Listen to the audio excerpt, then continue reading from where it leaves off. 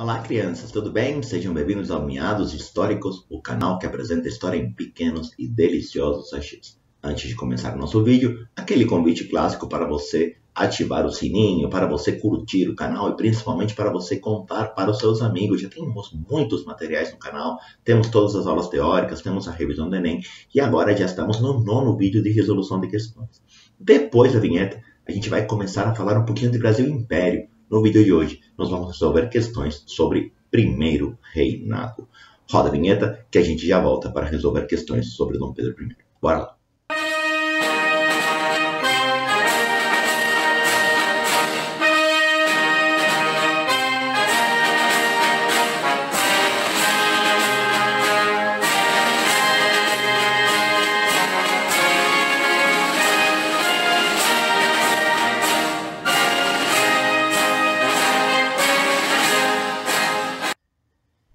Muito bem, quando a gente pensa no primeiro reinado, existem alguns pontos que são fundamentais para a gente entender esse início do Brasil Império. Porque basicamente nós estamos falando da formação, da fundação do Estado Nacional Brasileiro, certo? A gente só pode falar no Estado Nacional a partir da independência. Porque o que vai configurar um Estado-nação está relacionado, por exemplo, com soberania. Sem soberania a gente não tem um Estado-nação. E essa soberania, ela se consolida durante o primeiro reinado. Tem a questão territorial, que vai se configurar também durante o primeiro reinado, e tem a questão cultural, tem a questão da identidade, que esse é o processo.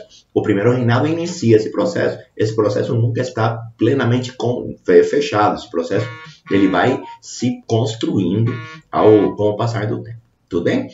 Quando a gente pensa, então, nesse processo de soberania do Brasil no primeiro reinado, tem um ponto que é bem importante, que é a questão dos projetos de Estado Nacional.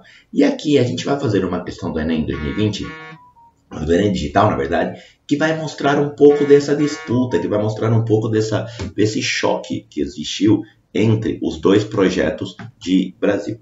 Vamos lá, olha o que o Enem perguntou aqui. A instabilidade política no país ao longo dos períodos mencionados foi decorrente da... E aí ele te pergunta, mas que períodos são esses? Depois da independência. Então, depois da independência, o país enfrentaria problemas que com frequência emergiram durante a formação dos Estados Nacionais. Olha que lindo! Estados Nacionais da América Latina.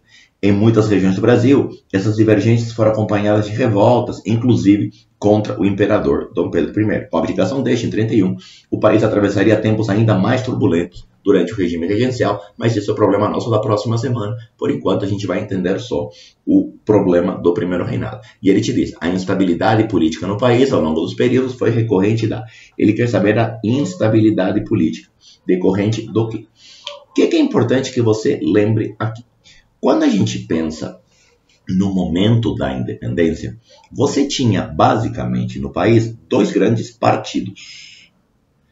Embora a palavra partidos não seja a palavra mais apropriada, porque não eram bem partidos, são dois grandes grupos, certo? Você tem dois grandes grupos que se organizam e que dividem as atenções aqui no país. Quem são eles? De um lado, o PB, que a gente chama genericamente de Partido Brasileiro, que era o partido majoritário em quantidade, certo? Era aquele que numericamente era maior.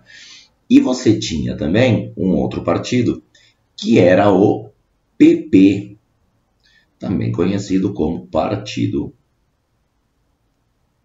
Português.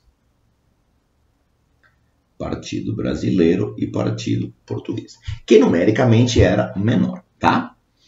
O que é importante que você perceba aqui? Apesar de não serem propriamente partidos, nós temos aqui dois grupos diferentes que representam dois projetos diferentes. O Partido Brasileiro é o partido que representa as elites rurais locais. E aqui eu quero que você repare uma informação que eu dei meio sem querer, mas na verdade foi querendo. Você reparou que eu construí essa linha inteira no plural? Eu te falei de elites rurais locais. Por quê? Porque são várias com projetos diferentes, são várias com interesses diferentes, são várias, inclusive, com projetos de poder diferentes. Não há uma única elite no Brasil, há várias elites. Que é isso que vai dar problema mais para frente, tá? É isso que vai dar problema lá no período regencial, mas isso é o problema do período regencial, por enquanto tá tudo bem. Qual era a grande questão dessas elites rurais locais? Como cada uma tem o seu interesse, a ideia delas era estabelecer a maior autonomia provincial possível. Que cada uma das províncias tivesse a maior autonomia possível para criar as próprias leis, tá? Que é um pouco do modelo federalista norte-americano, que é um pouco do modelo que estava se consolidando nos Estados Unidos de autonomia dos estados, que é um pouco daquilo que Simão Bolívar pretendia para a América Espanhola. A gente não estuda ainda a América Espanhola, mas você vai ouvir falar dele como aquele que defendia a República Pan-Americana, a República Única, com autonomia para os diferentes estados, certo? E você tinha também um partido formado pelos luso-brasileiros. Luso-brasileiros, membros do Partido Português. Quem são esses luso-brasileiros? Quando a gente fala em luso-brasileiros, nós estamos falando ou de descendentes de portugueses que nasceram aqui no Brasil, ou de propriamente portugueses que vieram para cá com a corte em 1808 e acabaram ficando no Brasil, tá? E o projeto dos luso-brasileiros pós-independência, era um projeto de centralização política. Ou seja, fazer o Brasil o mais próximo possível de um Portugalzinho. Ou seja, um país monárquico, um país em que houvesse um imperador forte, um país que tivesse o Sudeste, que é basicamente o lugar onde estão os luso-brasileiros, no Rio de Janeiro, o Sudeste como sendo o centro político do país. E essa é a grande tensão que está presente no início do primeiro reinado.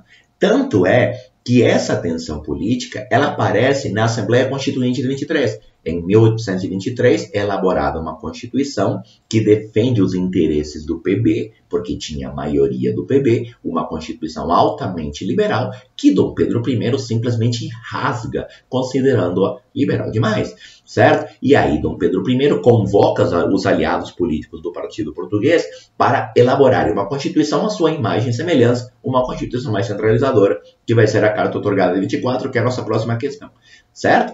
Então, essa disputa política é a disputa política que esteve presente na Assembleia Constituinte. Assembleia Constituinte de 1823. A Assembleia Constituinte é esta que foi fechada pelo imperador.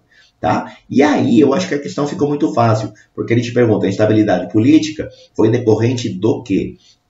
Das disputas entre a tendência unitarista e federalista. Eu vou mostrar aqui para você exatamente isso. A tendência unitarista é a tendência centralizadora, a tendência federalista é a tendência da autonomia. Alternativa certa, alternativa A de hambúrguer. Tensão entre as forças do exército e da marinha. Não, essa questão vai aparecer lá na República da Espada. Lá na frente isso vai ser problema, por enquanto não. C. Dinâmicas demográficas nas fronteiras amazônica e platina. Apesar de ter tido uma questão platina, chamada Guerra das Platina, não tem nada a ver com uma questão demográfica. Tudo bem? Tem até a ver com uma tentativa de formar essa identidade nacional. Extensão do direito ao voto aos estrangeiros e ex-escravos. Jesus de bicicleta. Não mesmo, ex-escravo com direito ao voto. Primeiro que nem ex-escravo tem na época. E segundo que ex-escravo com direito ao voto não vai estar rolando. E reivindicações da ex-metrópole nas esferas comercial e diplomática. Não tem nada a ver com Portugal o rolê. O problema é 100% nosso. Alternativa certa, alternativa A. E essa questão é uma questão que vai nos acompanhar pelo resto do primeiro reinado. Por quê? Porque desses dois projetos teve um que se consolidou. Quer ver? Olha o projeto que se consolidou. Enem 2019 diz o seguinte: de acordo com os artigos do dispositivo legal apresentado, o sistema eleitoral, olha aqui, sistema eleitoral instituído no Império, no início do Império, é marcado pelo o quê? E aí nós vamos ler um trecho de um documento bem importante dizendo o seguinte: as nomeações dos deputados e senadores para a Assembleia Geral, os membros dos Conselhos Gerais das províncias serão feitas por eleições, elegendo a massa dos cidadãos ativos em assembleias paroquiais, assembleias paroquiais nos eleitores da província, e estes os representantes estes os representantes da nação e da província. São excluídos de votar nas assembleias paroquiais os menores de 25 anos, os quais não se compreendam casados, oficiais militares, blá, blá, blá. Os filhos de família que estiverem em companhia dos seus pais, blá, blá, blá. Os criados de servir, ou seja, os escravos. Os religiosos que vivem em qualquer comunidade claustral, ou seja, padre estava excluído. Os que não tiverem uma renda líquida, isso aqui é importante. Os que não tiverem uma renda líquida de 100 mil réis por bens de raiz, indústria, comércio ou emprego. E ele te fala a respeito de um dispositivo legal. Ele te fala a respeito de um dispositivo legal. E esse é o grande ponto do primeiro reinado. Quase sempre que cai primeiro reinado vestibular, a pergunta vai no mesmo sentido. Quase sempre que cai primeiro reinado vestibular, a pergunta vai a respeito daquilo que aconteceu em 1824, que a gente vai chamar de Carta outorgada de 1824. Carta outorgada, que nada mais é do que a primeira Constituição. Primeira Constituição do Brasil. E essa carta outorgada de 1824, ela apresenta algumas características bem importantes de vocês guardarem. Deixa eu subir devagarinho só para não zoar tudo aqui. Deixa eu mostrar para vocês as características principais dessa carta outorgada.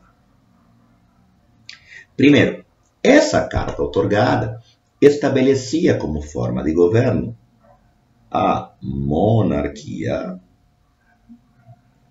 constitucional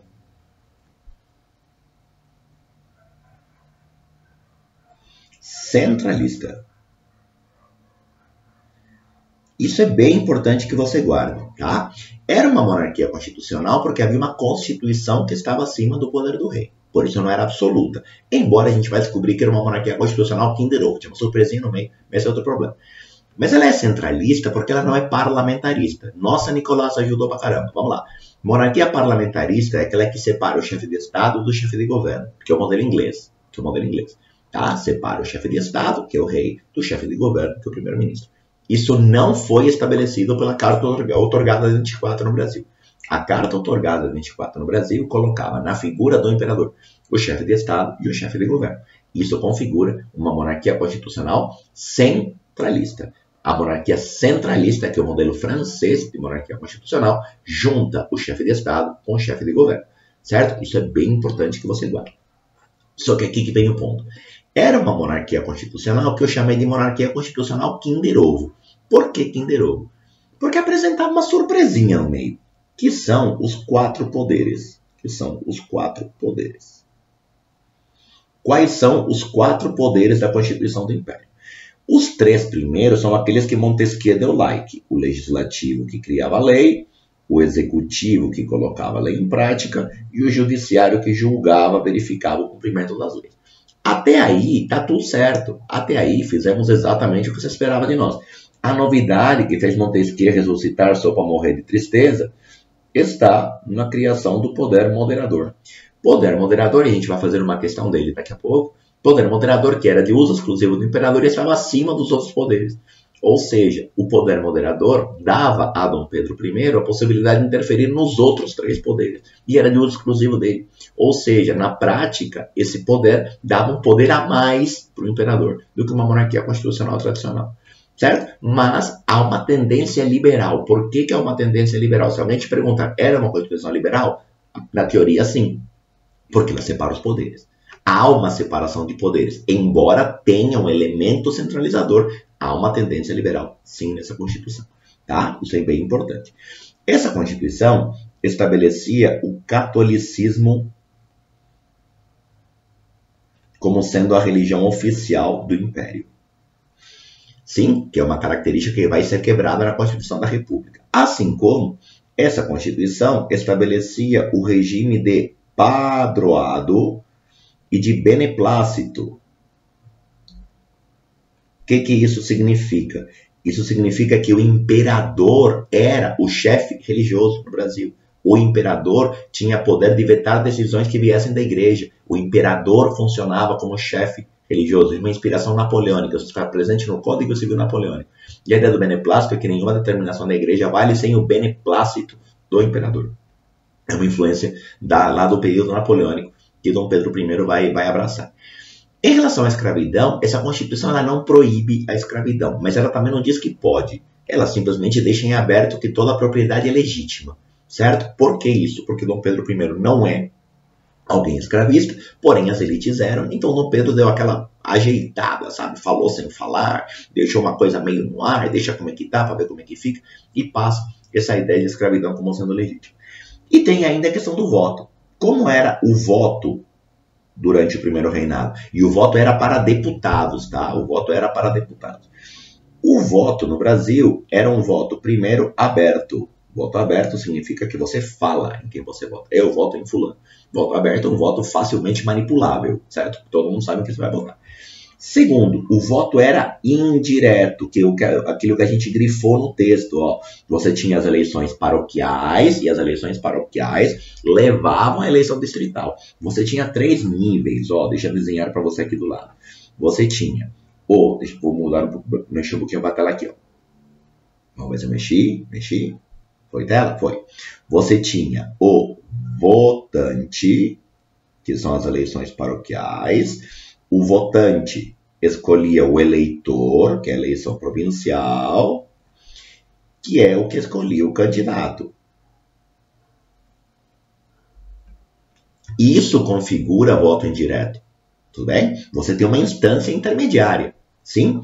E tem um último detalhe, que é um detalhe bem importante dessa Constituição, que o voto era censitário. Quando a gente fala de voto censitário, eu estou te dizendo o seguinte, ó, para ser votante, precisava de uma renda mínima. Para ser eleitor, precisava de uma renda mínima ainda maior. Aqui não tem uma proporcionalidade no número de cifrão, tá? Só para cifrões, só para te mostrar que é maior. E para ser candidato, precisava de uma renda mínima ainda maior. Certo? Ou seja, havia poucos votantes, pouquíssimos eleitores e ainda menos candidatos. O que fazia com que essa Constituição acabasse tendo 2 características. Era uma Constituição extremamente autoritária e era uma Constituição de perfil claramente elitista. Sim, são as grandes características do primeiro reinado, o autoritarismo do imperador e o elitismo, certo? Do regime. E aí a questão ficou muito fácil, porque ele falava a respeito do sistema eleitoral. Aproveitei para relembrar mais coisas. Mas ele perguntava a respeito do sistema eleitoral. E o sistema eleitoral, em momento nenhum, falava em sigilo individual. O voto era aberto, certo? O voto era completamente aberto. De fato, o voto é indireto de perfil censitário, real. Liberdade pública e abertura política. Abertura para quem, coração? Certo? Ética partidária. Imagina uma Constituição que fala de ética partidária. Aliás, parabéns pelo mínimo, certo? Não faz o menor sentido. Supervisão estatal. Caráter liberal. Até aí, ok. O caráter liberal é real porque há separação de poderes, mas não havia um sistema parlamentar. Era um sistema centralista.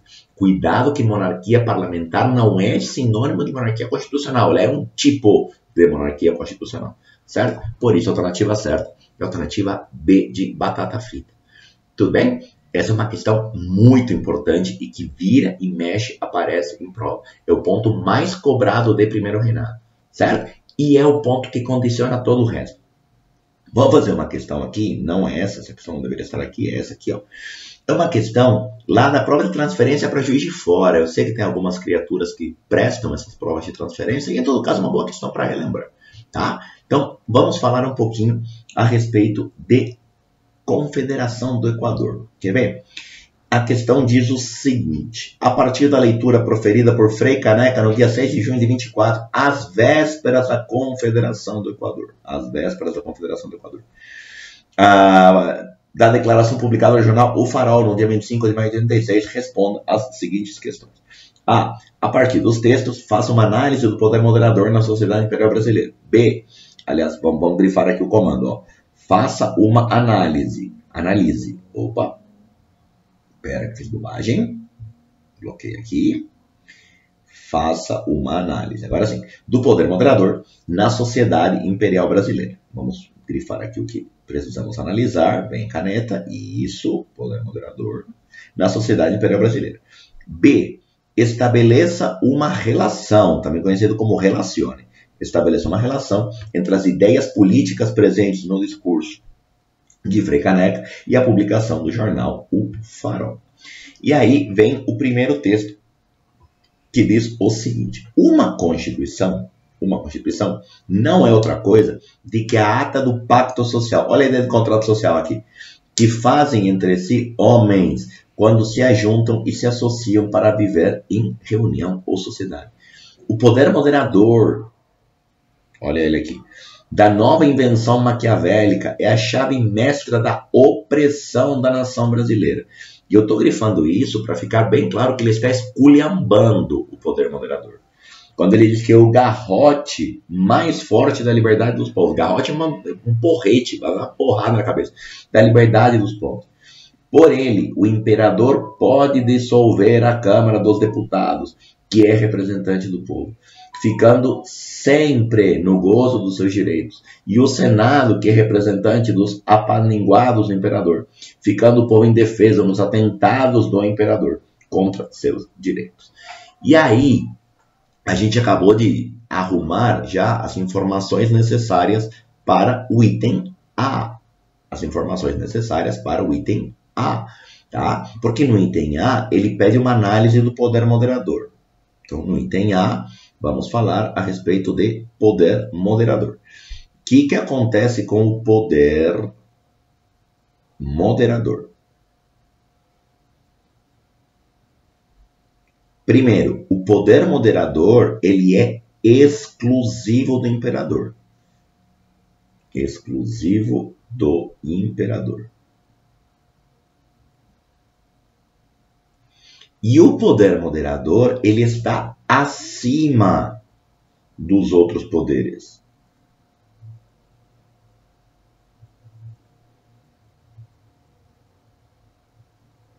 Ele está acima dos outros poderes. Ou seja, ele tem a possibilidade de interferir nos outros poderes. O que certamente configura uma centralização política nas mãos do imperador. Certo? Então, esse é o poder moderador. É um poder acima dos outros poderes que dá ao imperador a possibilidade de controlar o destino da nação pelas suas próprias mãos. Tá? Isso é a resposta do item A. E no item B, ele pede para relacionar as ideias políticas presentes no discurso de Frei Caneca à publicação do jornal O Farol, que a gente não leu ainda, vamos ler agora. Publicação do jornal O Farol. Está consumada a convicção. A corrupção que maneja o poder pessoal já invadiu as instituições, agora inutiliza os homens. E os pretensos delegados do povo se convertem em instrumentos ignóbeis de uma única verdade, uma única vontade soberana, vontade que tudo vence, porque tudo pode. Acostada à lei fundamental, a essa carta constitucional que por escárnio se diz Constituição, ninho de ferro em que se aquece e se nutre a hidra do despotismo, embora manhosamente desfigurado sobre o manto estrelado de falácias e tentadoras liberdades. E aí aparece claramente a questão da Confederação do Equador. Esse item B, deixa eu apagar aqui porque eu errei a cor. Esse item B, ele está nos falando a respeito da Confederação.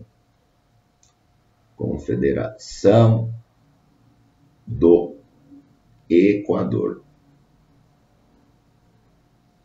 De 1824. A Confederação do Equador de 1824 é uma revolta que pela primeira vez apresenta teor de separatismo. Separatismo. Separatismo do quê? De províncias que estão próximas à linha do Equador. Pernambuco, Rio Grande do Norte, Ceará e Paraíba. Pelo amor de Deus, cuidado com a sigla. Paraíba é PB, não é PA, não tem nada a ver com Pará, é a Paraíba, certo? Pernambuco, Rio Grande do Norte, Ceará e Paraíba vão fazer parte dessa Confederação do Equador. Aliás, o nome Confederação do Equador faz referência à proximidade com a linha do Equador, tá?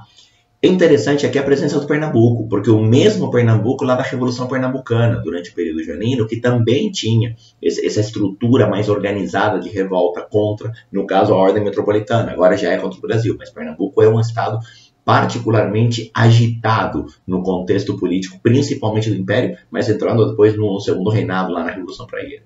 Tá? A Confederação do Equador, além dessa revolta separatista, era uma revolta que defendia a ideia de república e a ideia de federalismo. A ideia era estabelecer a separação e formar os Estados Confederados do Equador. Estados Confederados do Equador, que seria uma república dentro de um modelo federalista, ou seja, com autonomia para cada uma das províncias, inspirada nos Estados Unidos. Tá? E a Confederação do Equador, ela questionava basicamente duas coisas. Primeira coisa que ela questionava, o autoritarismo do imperador. Autoritarismo. Onde aparecia esse autoritarismo? Na Constituição de 24, como o texto falava, principalmente na existência do poder moderador no INTEA. E depois também a questão da crise econômica vivida naquela região. A região do Pernambuco tinha sido, a região Nordeste tinha sido o grande centro econômico do Brasil, porém, essa região tinha perdido muito da sua condição por conta da queda do sistema açucareiro. E aí o Nordeste nunca mais recuperou o seu centro econômico e a situação começou a ficar cada vez pior. Ou seja, você tinha uma questão de marginalização social também presente na Confederação do Equador. E questionava-se também o centralismo político no Sudeste. Tem uma questão na Confederação do Equador, que é a contestação ao Sudeste, a como o Sudeste se tornou o centro político. Tá? Isso aparece de uma forma um pouco menos clara, mas faz parte também do projeto da Confederação do Equador, que é a primeira grande revolta contra a ordem imperial e que vai nos dar uma deixa para o que vem depois. E essa questão conversa com a primeira questão que a gente fez hoje, quando eu te mostrei que, na verdade eu te mostrei não, o texto do Enem falava que durante o período regencial essas questões ficariam ainda mais evidentes, essas divergências ficariam ainda mais evidentes, e no período regencial causariam uma série de confusões, principalmente revoltas de teor separatista. Certo? Com isso, a gente revisou, a gente fez algumas questões bem importantes a respeito do primeiro reinado. Na semana que vem, a gente volta para resolver questões de período regencial. Tá bom? Beijos, tchau, tchau. Até semana que vem.